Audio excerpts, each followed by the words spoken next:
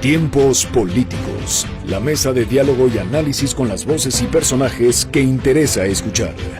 Tiempos políticos, nos acercamos a un tema social de la mano de sus protagonistas.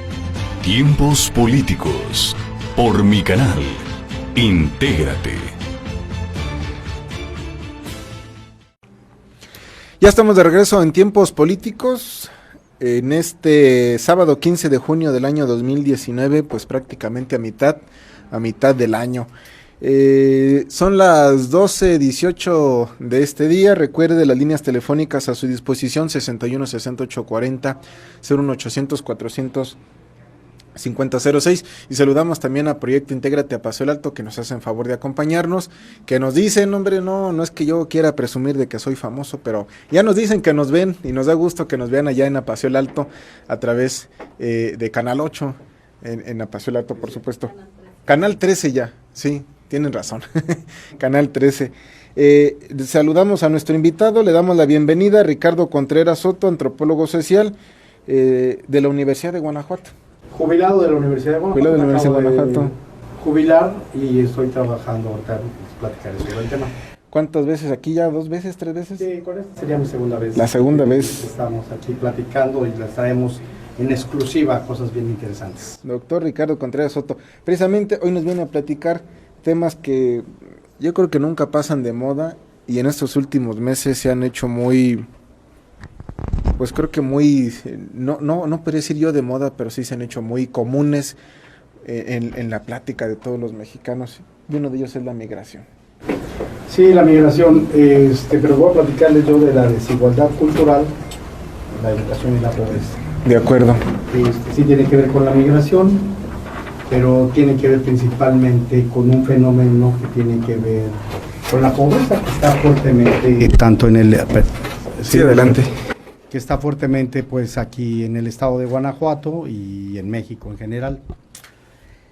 Bueno, pues si quieres ya me aboco a la cuestión. Nosotros lo único que tenemos es que Coneval mide la pobreza y pobreza extrema y pobreza...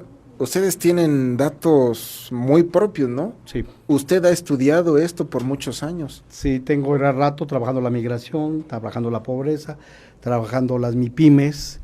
Y alguna vez un compañero me dijo, oye, pues es que eres todólogo. No, si tú te fijas bien, tiene que ver de manera más holística. Está conectado. Con una cosa con sí, la claro. otra, indudablemente, y con la región, con las cuestiones del Laja Bajío. Entonces sí vamos a abordar cuestiones de paseo. ¿Qué tenemos que voltear a ver los guanajuatenses? Porque no nada más las autoridades, ¿no? Los empresarios, los ciudadanos. Fíjense que tenemos que voltear a ver algo que se llama la democracia directa. Y la democracia directa no es la democracia representativa, esa es una. La democracia directa es que los guanajuatenses necesitamos organizarnos. Tenemos que estar al tanto de antemano por las cuestiones de seguridad pública, pero también por los demás problemas, por los problemas del agua, por los problemas de educación, por los problemas de alimentos, por los problemas de construir la comunidad.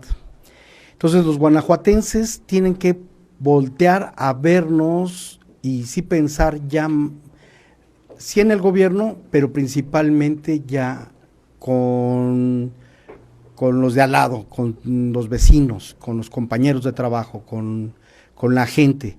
Entonces la democracia directa trata de eso, trata de ir resolviendo los problemas de acuerdo al nivel de participación, de acuerdo al nivel de acción de la misma gente y formarse grupos que atiendan las necesidades, pero no de manera egoísta, sino también de manera vinculada con el entorno de la comunidad.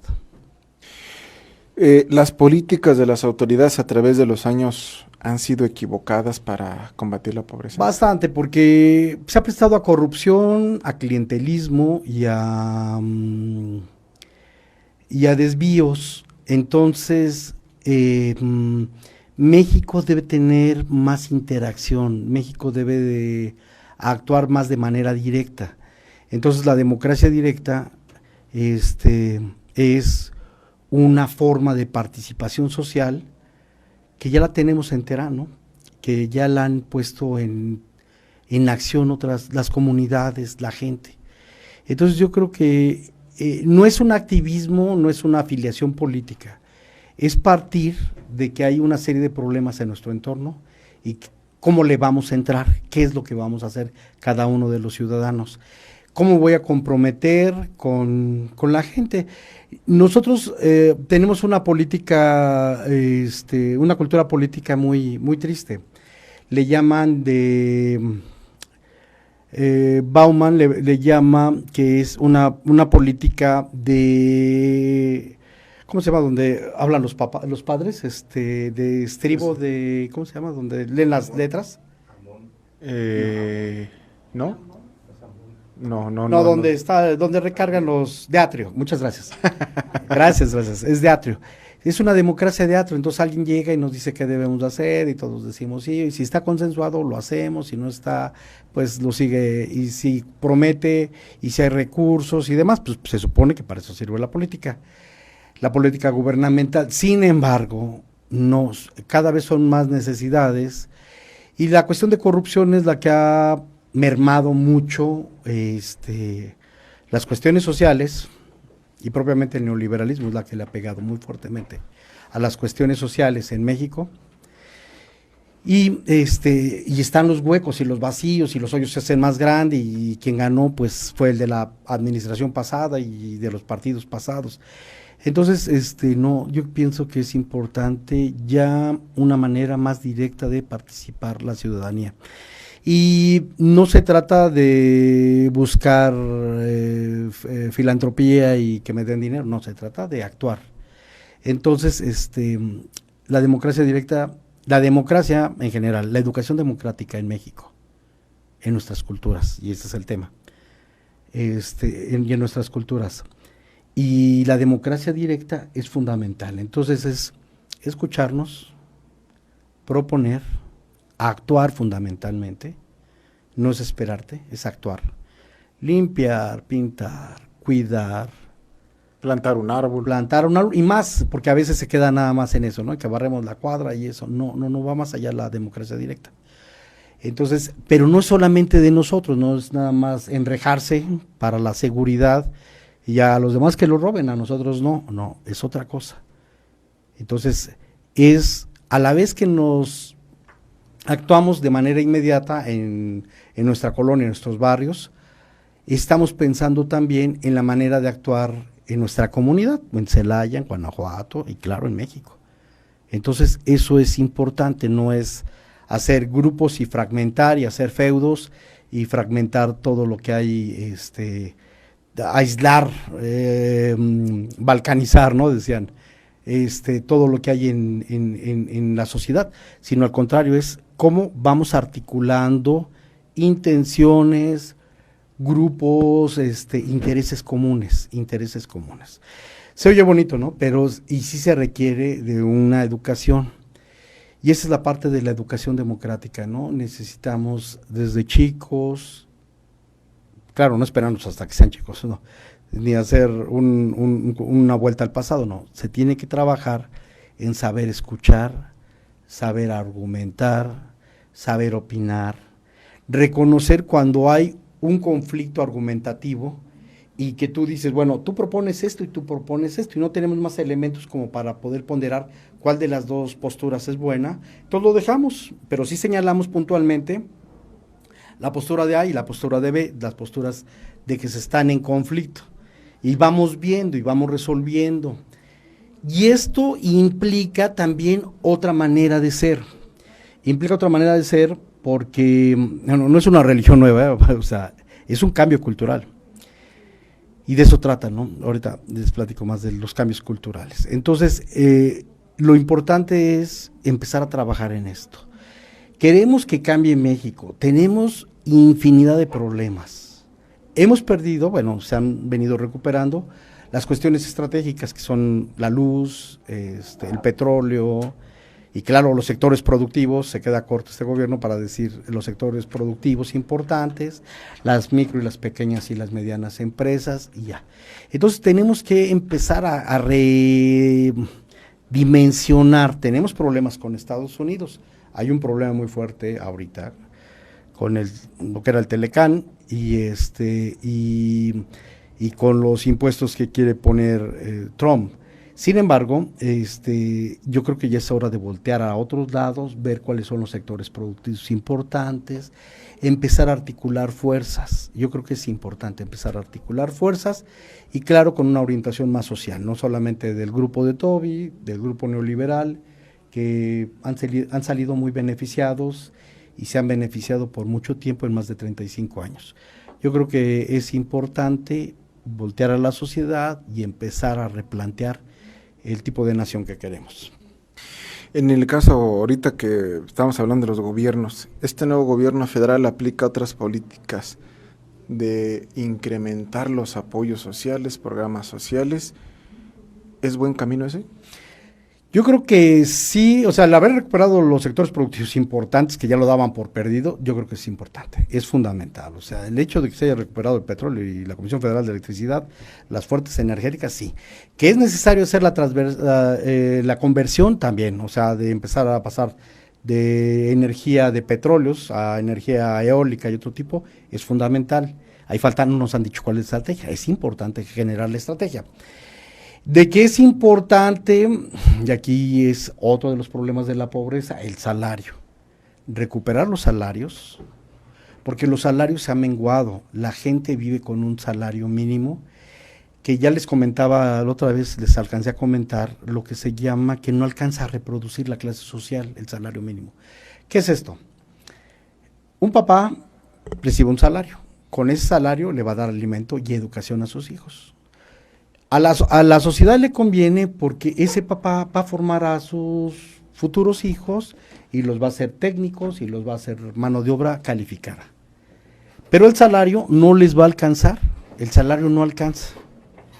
Y entonces en Guanajuato, en México, en Guanajuato fundamentalmente, muchos empresarios y el gobierno indudablemente lo utilizó como una estrategia para poder posesionar a Guanajuato con mano de obra calificada y barata. Entonces muchas empresas han sido atraídas con esta oferta, pero no es la adecuada porque los salarios, el problema de los salarios no le alcanza. Entonces, ¿qué empieza a pasar? Rompe la reproducción social. ¿Cómo rompe la reproducción social?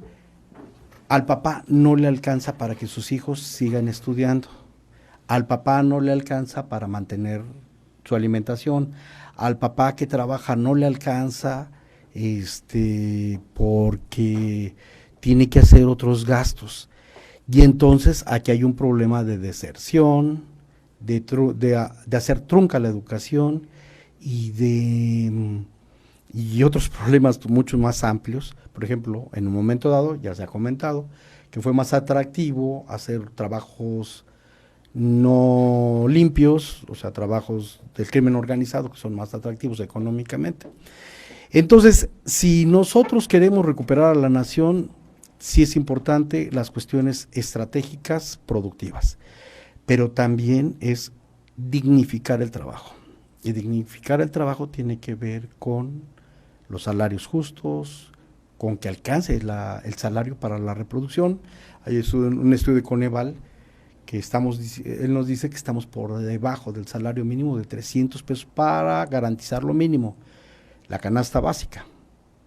Fíjense, entonces, y hay gente que no lo ha visto, entonces dice, no, tú tráelos, los trabajadores son desechables, los usas y la alta rotación. Sin embargo, la gente tiene que sobrevivir.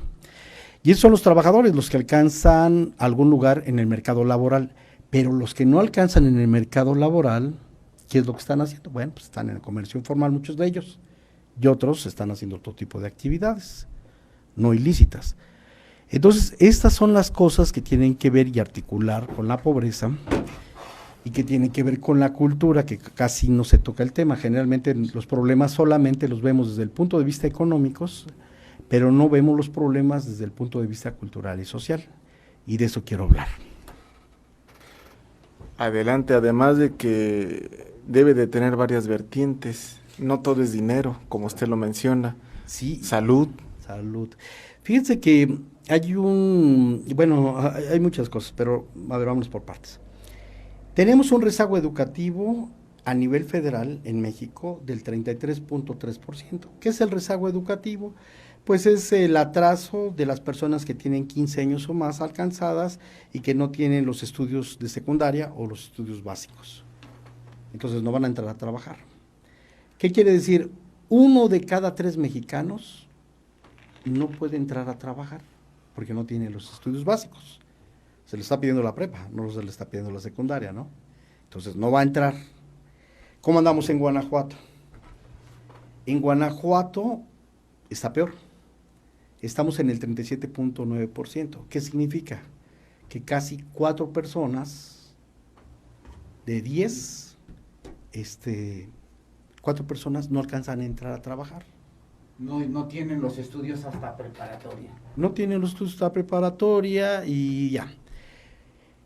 Y bueno, en el libro que les obsequié, en del tomo 2 de la desigualdad, platica por común, o sea, el problema es en Celaya y en las comunidades. En las comunidades todavía está peor. Hay hasta el 50%, el 40% de rezago educativo. Entonces, es importante, ojalá que un día traigan a las autoridades educativas del estado de Guanajuato para que las sienten y cuestionen sobre la política educativa que hay, donde hay mucho rezago y donde pues, queremos saber qué se está haciendo. Claro, año con año a veces pues, sube un puntito, pero no es lo básico. O sea, casi 4 gentes de 10 gentes no alcanzan a incorporarse al mercado laboral. Y si están haciendo una política internacional de clusterización de la automotriz, pues tienen que ver esto también. Bueno, efectivamente no todo tiene que ver con el problema de la desigualdad, es un problema fuerte. ¿Por qué es un problema fuerte el problema de la desigualdad? Porque, a ver, quiero que me ayuden a pensar, público, ustedes. Sí. ¿Cómo identificaríamos las cosas? ¿Cómo identificamos las cosas que interpretamos? Entonces, tú volteas a tu alrededor, vemos una cámara, vemos a la gente, vemos una división de trabajo, vemos gente que está haciendo, y tenemos una serie de referentes que a través del tiempo, a través de los estudios, nos permiten a nosotros ir ubicando las cosas. Sabemos que eso trae luz, sabemos que eso trae comunicaciones, y eso. Pero, a ver, ahora pónganse a pensar ustedes con referencia a la gente que no tiene acceso a los estudios. ¿Cómo podemos hablar de las cosas que no identificamos? O sea, ahí pasa un cable o hay una empresa, no sabes qué es lo que hay atrás, cómo está organizada, quién hace qué, para qué sirve este material y para qué sirve este otro material, cuáles son las partes del cuerpo, cómo está la cosmogonía, cómo están los astros, qué significa esto, qué significa que el agua tenga arsénico. ¿Con qué acervos interpretamos la vida? ¿Con qué acervos? No es un acervo, bueno, algunos lo recibiste de tu mamá y generalmente fueron valorativos, pero no, en la actualidad requieren acervos importantes, que generalmente son culturales, pero que no puedes decir esa cosa o esa cosa que brilla. ¿Sí me explico? Hay nombres, hay clasificaciones, hay estructuras, hay un mundo que ya está clasificado y tiene un orden social. Entonces, por eso es importante la cultura y el estudio.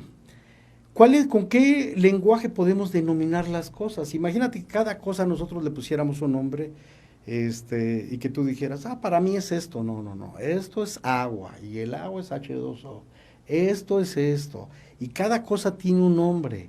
Y cada nombre representa generalmente una parte de un sistema. Entonces, cuando tú no puedes ni siquiera nombrar las cosas que pasa con la gente pobre, pero no es una desfacultad innata, es una desfacultad de la desigualdad cultural. Tiene problemas para decir, y mucho más para decir que las cosas tienen existencia y saber qué es lo que sucede.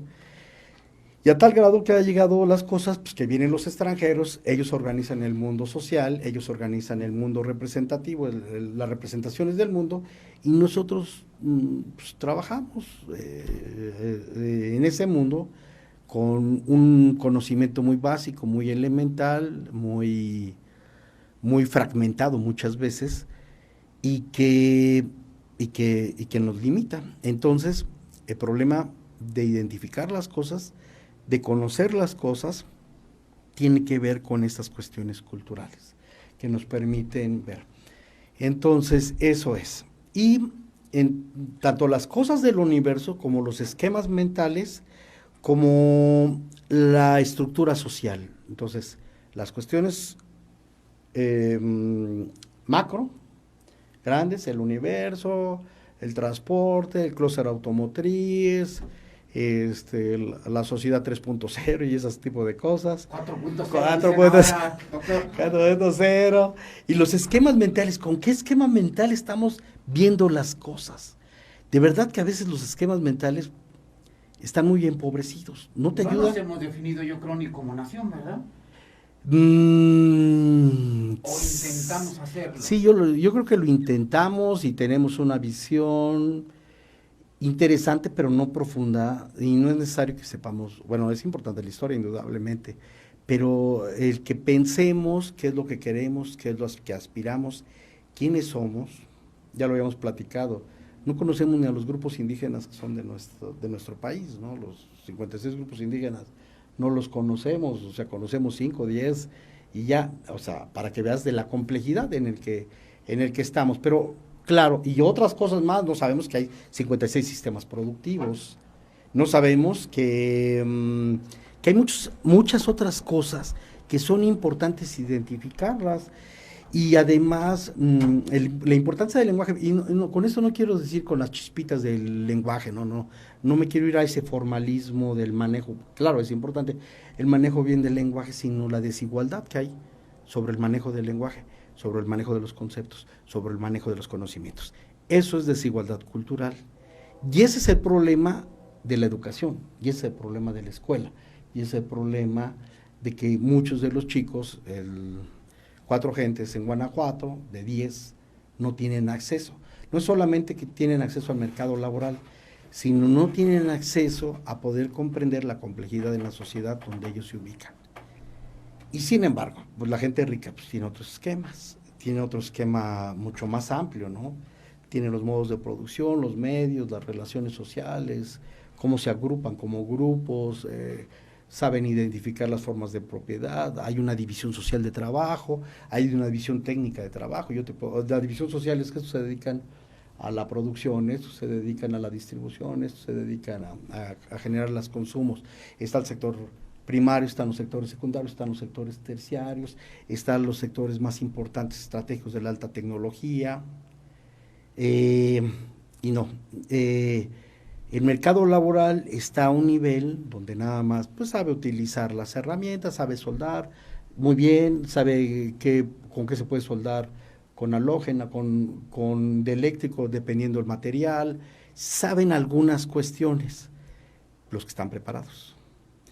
Y hay otro ejército que es el ejército social de reserva, que son los que no tienen la chamba y que están fuera y esperando a que sean incorporados. Y hay un segundo elemento que es la sobrepoblación relativa.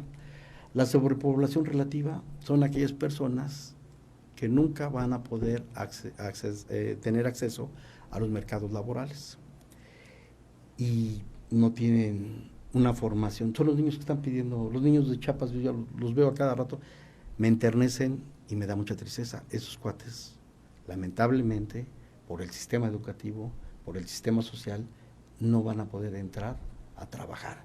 Y es una maldición, es una profecía. Es una sentencia terrible, ¿no? Sí, donde ya están afuera. No van a saber leer, no van a saber. Y algo tenemos que hacer la sociedad, ¿no? Y está la cuestión del lumpen proletario, que es la parte más, donde pues, están en la calle, aprenden cosas, saben muchas cosas en la calle, muchísimas cosas, reconstruyen muchas cosas en la calle. Mucha forma de pensar, mucha manera de trabajar, etcétera, etcétera. Sin embargo, no tienen los esquemas para entender la complejidad de esta sociedad. Y en esta estratificación laboral está esta estratificación social. Vamos a ir a la pausa, doctor, ¿le parece? Parece perfecto. Ahí me guardo algunas preguntas. Claro, sí. Para después de la pausa. 61-608-40 y 01800-450-06. Tiempos políticos, hoy el programa 1189, el espacio de la pluralidad, platicando, muy interesante, la plática con el doctor Ricardo Contreras Soto, antropólogo social de la Universidad de Guanajuato. Regresamos después de la pausa. Tiempos políticos. La mesa de diálogo y análisis con las voces y personajes que interesa escuchar. Tiempos políticos. Nos acercamos a un tema social de la mano de sus protagonistas. Tiempos políticos. Por mi canal. Intégrate. Regresamos a Tiempos Políticos, hoy el programa 1189, el espacio de la pluralidad, sábado 15 de junio del 2019, 6160840 y 01800-450-06. ¿Nos escuchan? Repito, Radio Juventud 101.9, platicando con el doctor Ricardo Contreras Soto, antropólogo social de la Universidad de Guanajuato. Sí sigue en la Universidad de Guanajuato, ¿verdad? No, ya me jubilé. No me corrige, jubilado de la Universidad de Guanajuato. Sí, pero claro, mi alma madre laboral pues está muy presente y gracias a ella pues hice muchas investigaciones y estoy terminando esta tercera que se llama Desigualdad Cultural, Educación y Pobreza, que quiero seguir platicando al respecto.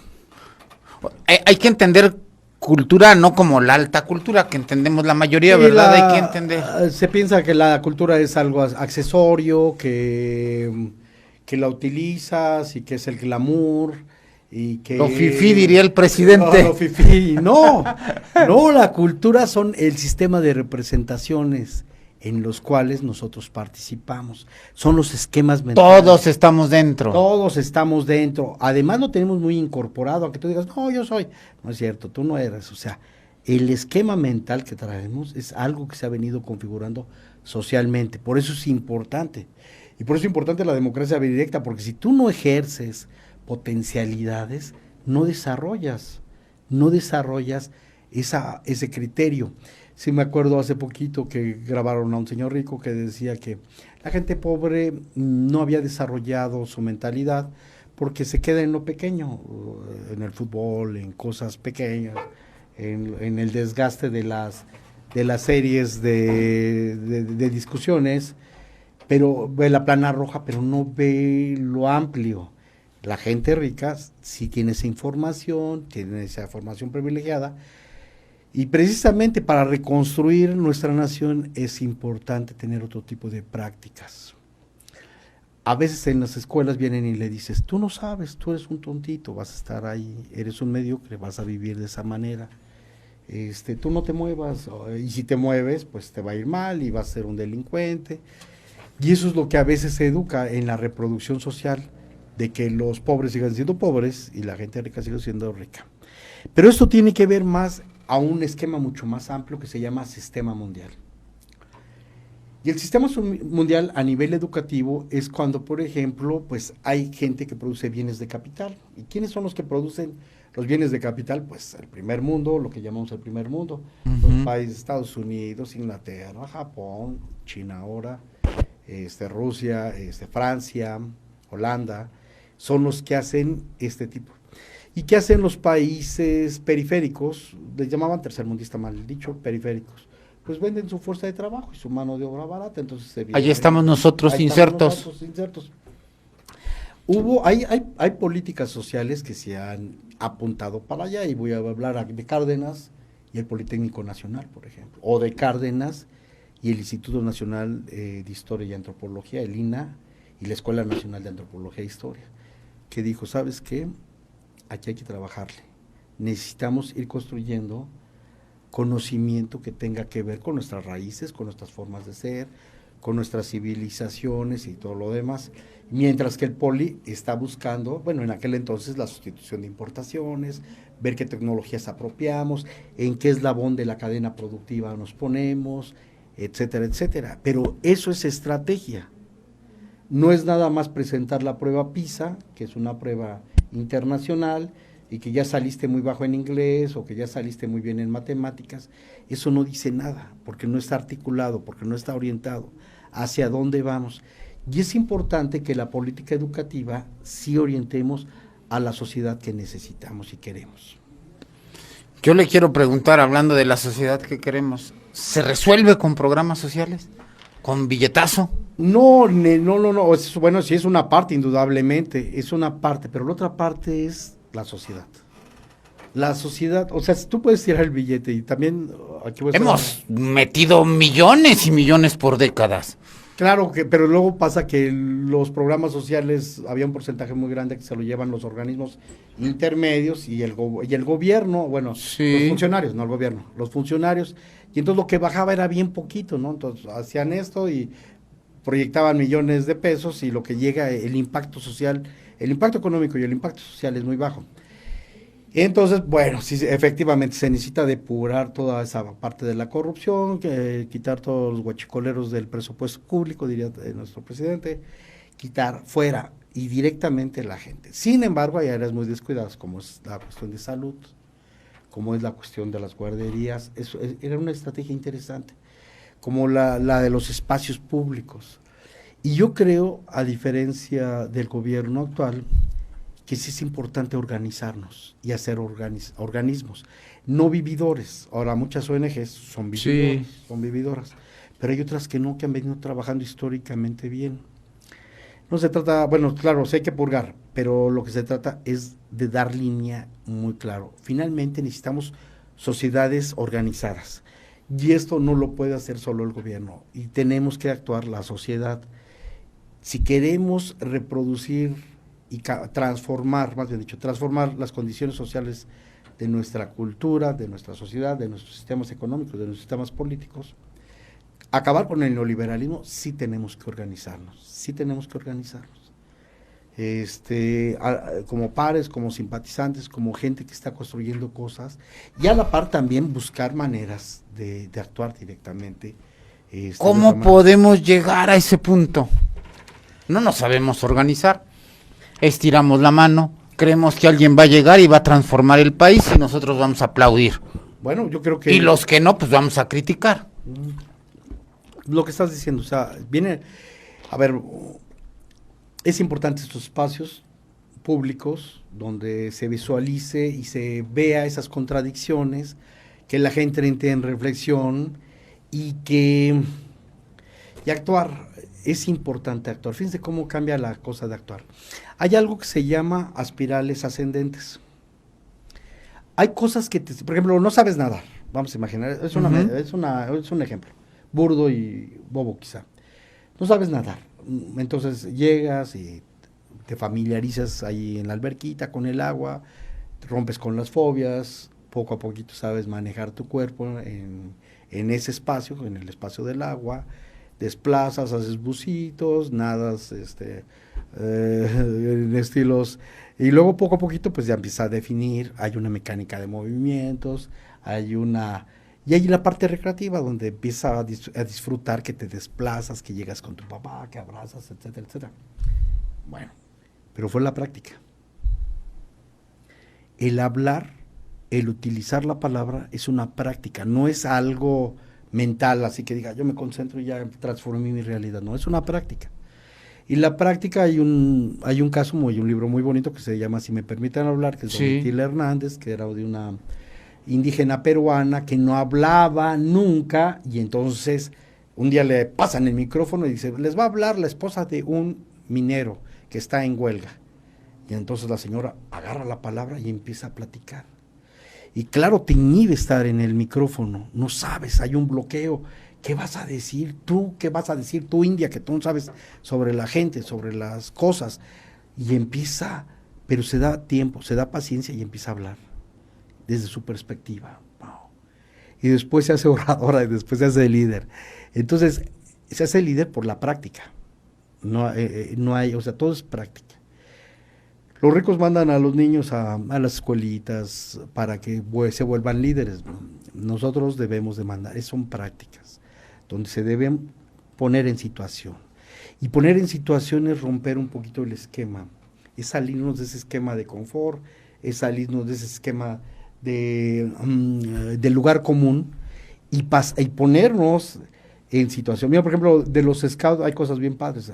A los chavos luego los ponen en situación, claro, muy, muy prudentemente, para que resuelvan problemas, para que hagan una balsa, para que resuelvan un problema de comida, para que resuelvan un problema de... A algunos religiosos también en una situación los ponen, a los soldados que los mandan, a los marines o a los soldados de aquí, los ponen en situación para que resuelvan problemas Y eso es importante en la educación. Entonces, una, trabajar de manera colectiva. La segunda, trabajar para ir resolviendo, para ir experimentando cosas que no hacemos.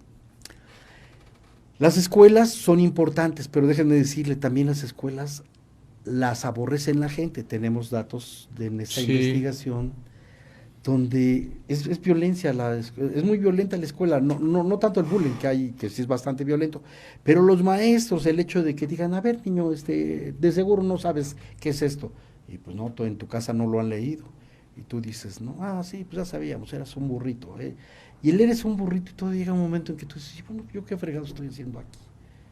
Si no sé lo que ellos saben, no sé lo que los niños ricos saben, lo que sí han leído, que han ido a quién sabe qué, y saben que la capital, y saben que este museo, y saben que esta obra, yo no lo sé. Y entonces la gente se llega a confinar en un momento dado, y en un momento dado, fíjate qué paradójico, que el acto de libertad es irse fuera de la escuela, irse de pinta, vámonos a la fregada, pero es porque la escuela representa ese espacio agresivo, ¿sí?, donde siempre te está diciendo, tú no sabes, tú eres tonto, tú no puedes. Y va uno a aprender. Yo no voy a aprender, y tú, oiga, pues déme chance, pues déjame aprender, ¿no? Dame la oportunidad. Entonces, lo paradójico de eso, yo me acuerdo de películas de los años 70, por ejemplo, de Wall, me recuerdo esta escena donde los niños están quebrando las sillas en un acto de liberación. Entonces, a ver, pero ¿por qué están quebrando las sillas en un acto de liberación? Bueno, porque representa eso la escuela. Entonces la escuela no debe reverberar. ¿Por eso queman batas los médicos cuando terminan? Sí, aunque es un acto simbólico, es un rito de paso, donde ya dicen, ya dejas de ser estudiante y pasas a ser. Y claro, no termina ahí, porque luego sigue también otros niveles de exigencia y todo eso. No estamos contra el nivel de exigencia, estamos contra el nivel de violencia y de desigualdad que se da en la discriminación, que también lo trabajamos en la investigación, que la gente se discrimina. Hay una pregunta que hicimos que está muy interesante. Les preguntamos que si la gente ha sido discriminada, les platicamos sobre el dinero y todo, y nos platicaron, pero por conocimiento, y adivinen que sí. Si hay una discriminación por conocimiento. Quítate, tú no sabes ni hablar, difícilmente puedes organizar tu cabeza, menos puedes escribir, no puedes hacer un párrafo, estás reprobado, no sirves, no sabes sumar, no sabes multiplicar, te hacen tonto. A ver, entonces esa es la burla de la vida cotidiana en la desigualdad cultural que tiene que ver con el conocimiento. Cómo te fragmentan, cómo te haces a la orilla, y hay gente que dice, no, pues bueno, pues aprendo, es el momento de aprender, pero también hay otra gente que ha sido tan violento, por ejemplo, sobre todo con la gente mayor, que dijo, no, sabes que pues no sé y ni quiero aprender, o sea, a esas alturas ya ni me quiero, pero yo lo entiendo bien. Yo no tengo talento para dibujar, y a estas alturas ya no me quiero dedicar a dibujar. Y efectivamente la reproducción social se da porque entre los que piensan y los que no piensan, y yo creo que no, que es importante. Si, bueno, mucho tiempo las élites se han aprovechado de eso para seguir. Ellos están muy interesados en seguirse formando y tomando. O sea, aunque luego ya saben, hay una estrategia que ya no les ayuda mucho porque no la ponen en situación. Pero las clases bajas sí es importante que estemos trabajando y que estemos pensando y que estemos discutiendo de nuestra sociedad. Hay algo que se llama nivel de práctica.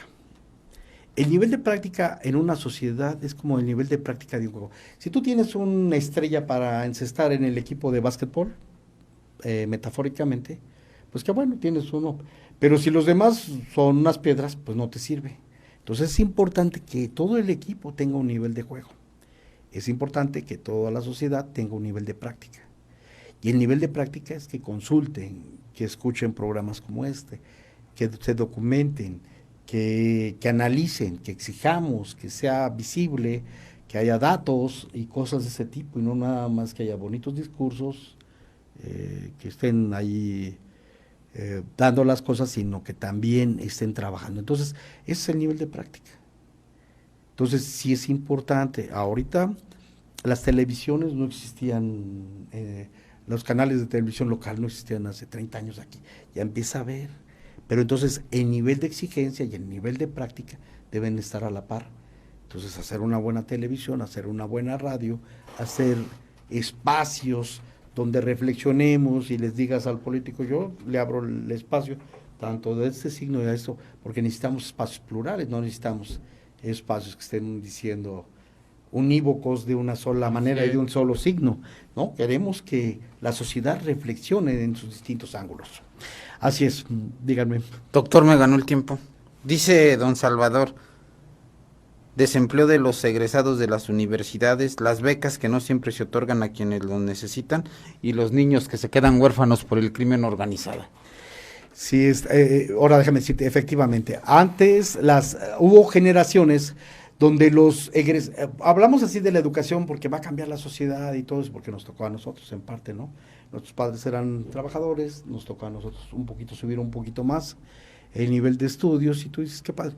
Pero efectivamente hay un mercado saturado de competencia, hay escuelas patito donde no hay garantía y también hay escuelas públicas donde Tampoco hay garantía. No hay garantías, a veces están más preocupados por las cuestiones del poder y otras cosas, de las caritas y de las reelecciones, y no están preocupados por las cuestiones educativas, de investigación, de extensión, de vinculación en los sectores productivos, el compromiso que tenemos en las regiones. Entonces, sí está ese problema, y no es lo mismo A que B, pero a veces quien pone a un mercadólogo de esta escuelita que es de ricos, pues es porque viene con la influencia y el chavo es una piedra, pero bueno, como viene recomendado, pues no lo cambias de ahí, mientras que tú, que si te manejas bien conceptualmente, tienes los esquemas mentales y la capacidad profesional para ir haciendo cosas mucho más elaboradas, te toca y a veces construir de manera al margen. Bueno, pues así es. Si hay una desigualdad económica que concentra algunas cuestiones, y efectivamente Bauman es un sociólogo que murió, platica estas generaciones que se le llaman estas generaciones de la sociedad líquida, donde pues puede que te contraten o puede que no te contraten, pero también la otra que me está gustando es que empiezan a ser un emprendedor distinto. O sea, tú dices, bueno, estoy consciente como profesionista que voy a salir al mercado y que no forzosamente va a haber chamba para mí, pero yo tengo que ir viendo qué es lo que puedo hacer, y entonces hago una agencia con mi compadre, con mi compañero, que podemos hacer esto y esto, o hago una empresa pequeña, que no está mal. Entonces yo creo que si la educación per se, o sea, no resuelves las cosas, sí, pero no es lo mismo no tener un equipo con un nivel de práctica, de conocimiento y de acción y todo prendido, que un equipo que no sabe. Entonces, es mejor tenerlo. Hay un señor que se llama Izquierdo, se apellida Carlos Izquierdo, que es un educador. Él hizo un estudio y dijo, ¿tiene sentido que la gente estudie aunque no trabaje en su profesión? Entonces, hay gente médica que anda vendiendo las pastillitas hay abogados que andan de taxistas, veterinarios que andan de taxi. El taxista es el Uber, son los que más hay gran parte de donde están profesionistas o que no terminaron, o profesionistas que no han podido ejercer su profesión. Y él hace un estudio y él se da cuenta que sí es importante, porque el que tiene estudio tiene un esquema mental, por lo menos de servicio. Y entonces, aunque sea taxista o aunque sea, trae otro esquema, y entonces... Aunque venda pastillitas, trae el esquema de la formación. Trae un esquema y todo lo demás, y eso sirve. Ahora, déjame decirte, eso es en el plano del mercado laboral, pero no hemos hablado de las necesidades sociales. Y fíjate que, por ejemplo, muchos de los profesionistas, que ya son gente mayor ahorita, tienen una vida activa en la sociedad. Son los que están organizando, son los que están haciendo, pero era importante. Entonces, Sabater tiene una frase muy interesante, dice, no prepares profesionistas para el mercado laboral, prepáralos para ser ciudadanos. Y por eso es importante, yo digo las dos cosas, tenemos que tener profesionistas aptos para la carrera y para que sean ciudadanos y que sepan organizar y que sepan dialogar y que sepan proponer y que estén actuando. Y entonces este es el otro campo, que los neoliberales habían sacado las necesidades sociales, empezaron sacando la filosofía, la historia, y luego dijeron nada más. Yo me acuerdo ahí de Juan Carlos, que en un momento dado dijeron, no, es que nosotros no vamos a atender mercado laboral, las necesidades sociales. Y la bronca del tejido social, de no tener escrúpulos con la gente, de echarles al carro, de matar violentamente, etcétera, tiene que ver por la falta de atender las necesidades sociales, las necesidades de vínculo, el tejido social, el famoso tejido social, que es importante reconstruir, que es importante fortalecer, que es importante vincular, que es importante entender cuál es la dinámica desde su estructura familiar, desde su estructura social, desde con los grupos de amigos y demás. Entonces, por eso es importante el tejido social, por eso es importante también la cuestión de las prácticas y las necesidades sociales. Doctor, muchas gracias. Ya, bueno. Nos programamos en otra platiquita, Claro, ¿le parece bien sí, para me parece tiempos muy políticos? bien. Y yo quería darles datos, pero a la otra que les doy muchos datos, de la escuela violentas, por ejemplo, está la cuestión, la dejo en el tintero, pero quiero platicarla brevemente en público. Fíjate que el acoso. Entonces les preguntamos a la gente pobre si ha sido acosada. Y adivinen que sí. Y adivinen que sexualmente. Y adivinen que es un porcentaje. Y adivina que el 20%, bueno, no, eso es para toda la sociedad, de acuerdo al INEGI, el 20% de niños ha sido acosados sexualmente por el papá, el hermano o el padrastro. Entonces, ¿qué está pasando? Pero eso lo dejamos para otra plática. Vamos a programar pronto otra plática con el ¿De doctor acuerdo? Ricardo Muy bien. Contreras. Gracias, doctor. Buen fin de semana. Tiempos políticos. La mesa de diálogo y análisis con las voces y personajes que interesa escuchar. Tiempos políticos. Nos acercamos a un tema social de la mano de sus protagonistas. Tiempos políticos. Por mi canal. Intégrate.